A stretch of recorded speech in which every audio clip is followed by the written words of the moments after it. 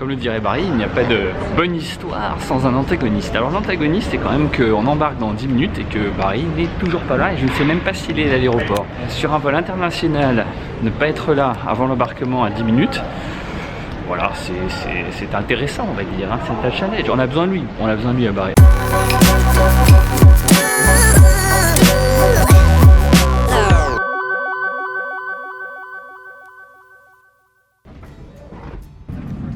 Et ouais, Barry a réussi à venir, il est là.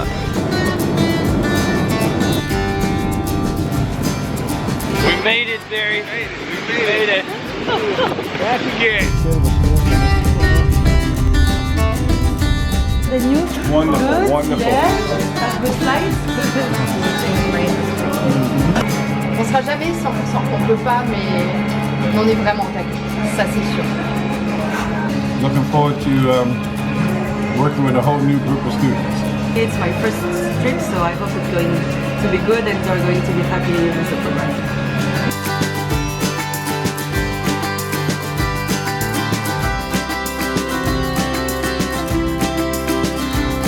On a donc accueilli les étudiants à l'aéroport, une partie d'entre eux, puisqu'il y a une autre partie qui va pas tarder à arriver. Ils sont partis dans leur chambre, ils s'installent. De son côté, Barry se repose.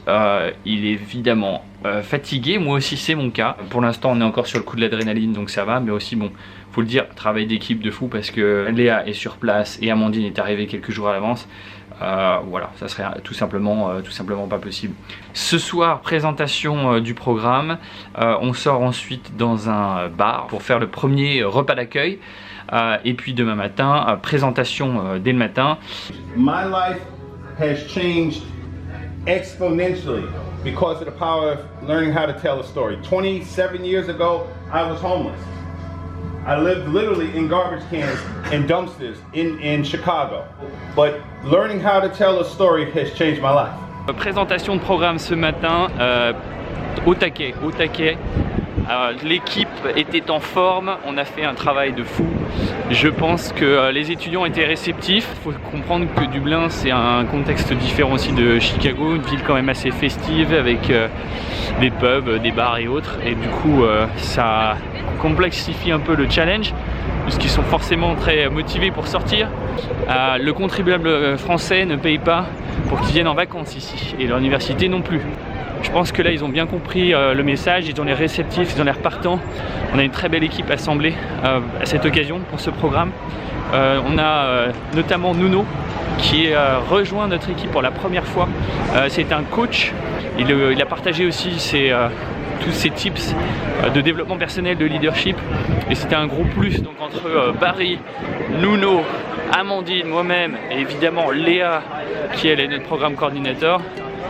Je pense qu'on a vraiment du lourd et ils le sentent, ils sentent surtout aussi notre passion. Donc vraiment une belle journée, belle matinée je devrais dire. Et là on va se diriger vers une visite pour le coup pour prendre un break, des côtés plus naturels avec des paysages magnifiques qu'on va découvrir.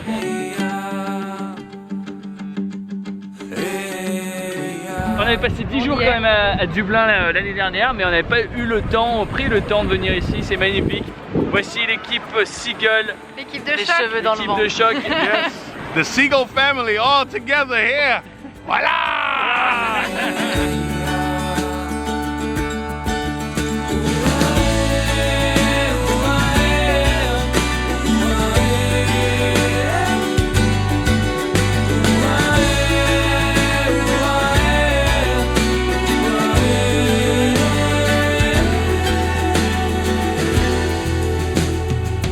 Les gens sont très gentils. Aujourd'hui, on a fait une belle journée. Ils étaient contents, nous aussi. On a pris l'air. On peut pas dire que les programmes à Chicago ce soit vraiment notre zone de confort parce que c'est toujours quand même du boulot, mais le faire ici dans un environnement vraiment différent, dans une ville qu'on connaît peu, dans des établissements où on n'avait jamais mis les pieds, là c'est vraiment sortir de notre zone de confort. Les étudiants ont bien compris pour ce groupe qu'il s'agissait de poser des questions, d'interagir, développer son réseau, développer des contacts. Hier, visite du PS dès le matin, donc ça veut dire lever à 5 h du matin fini à minuit. Chose assez unique qu'on a fait hier, qui n'est pas toujours facile à mettre en place, c'est de permettre à nos étudiants français de rencontrer des étudiants de Dublin vendredi, inversion, et ce seront les étudiants de Dublin irlandais qui vont venir voir les présentations de nos étudiants français.